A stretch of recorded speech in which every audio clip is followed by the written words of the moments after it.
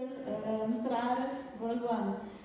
What are you're engineer, you IT, you work in the CCC, and you work in construction. What can be the solutions for this influx of refugees and migrants? I know you prepared for us a nice presentation, so please, the floor is yours to answer this question. To make a difference when it comes to building homes, whether for refugees, for homeless, or for whoever needs a decent shelter.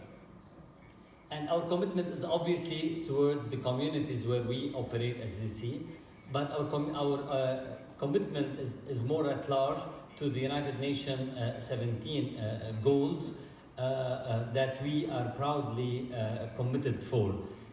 Being also a very active member of the World Economic Forum, along with other leaders in the construction arena and BCG Group, under the umbrella of World Economic Forum, we explore different technologies that can help in developing what we think of as the future of construction.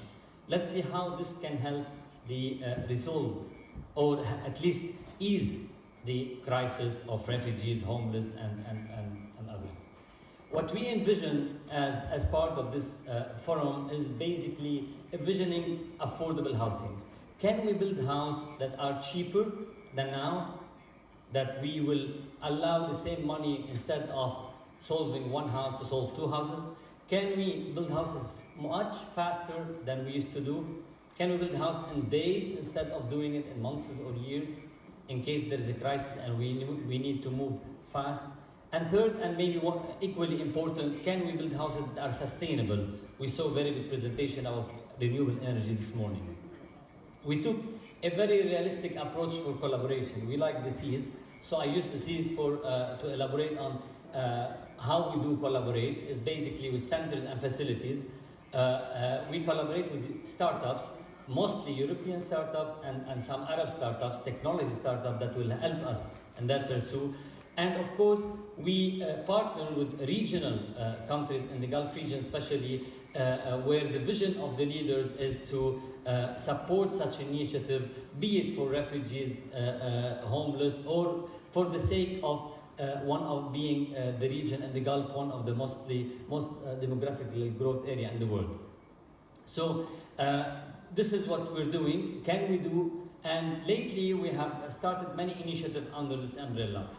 As I said, in collaboration with European and Arab technology startups, we have just finished building a house in 3D printing concrete in one of the Gulf region.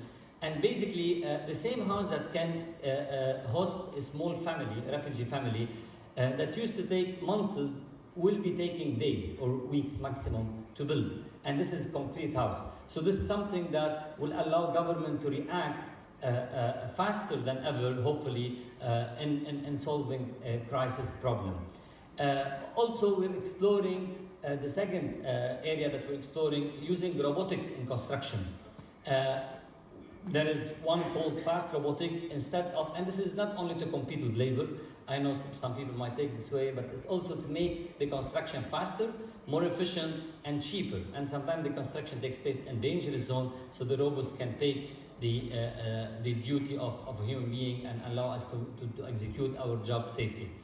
And besides 3D printing and printing a house instead of building it, besides robotics, we're also exploring modular construction. So like you buy furniture probably from IKEA and you assemble it at home, so probably we can manufacture our houses the same, prefabricate our houses, and then whenever we need them, we just assemble them to solve a crisis, whichever type of that crisis is. So these are the three things that we are collaborating now with many technology startups in Europe and the Arab world to help solve these problems. Most importantly, and we saw a very good presentation this morning about renewable energy, how can we make these houses green, sustainable? Besides our care about the environment, we know for a fact that many of the homeless, the refugees, reside in areas where the utility grids cannot reach. We don't have electricity. We have to rely on generators, which is very expensive and pollutes the environment. We live in Greece. We have so much sun and wind. We have wind energy we can see everywhere, and we have solar systems we can see anywhere. But how can we provide a solution that whenever the sun is not shining and the wind is not blowing, that we still have power?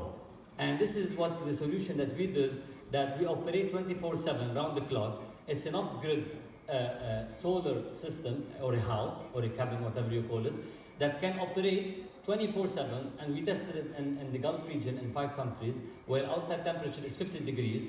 It maintains 24/7 in indoor temperature of 25 degrees Celsius, and that's solely powered by solar, and the extra power is being stored in batteries, and at night the batteries are launched to supply the house. So if we have a house that we need to put out of nowhere, and we don't have electrical grid reaching there, this solution can help us extend the grid and of course have a green solution.